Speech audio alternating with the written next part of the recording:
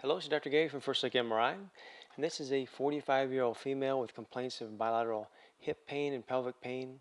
The doctor ordered an MRI of the pelvis, and things look really good in the pelvis, but there is a problem with the hips. So the hip joints look good. This is the right femur. This is the right acetabulum.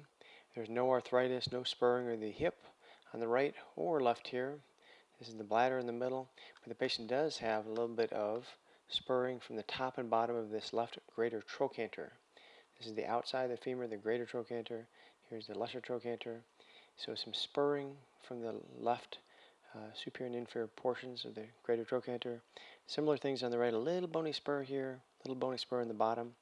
And also, if we put up a fluid sensitive sequence here, we see that in addition to the bony spurring, which we can't see here very well, we see that there is bright signal over the surface. So this is in the trochanteric bursa. There's an acute bursitis. So we call this trochanteric bursitis.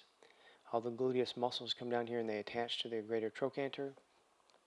And if there's trauma or repetitive overuse or an arthritic process like in this patient, the bursa can become acutely inflamed.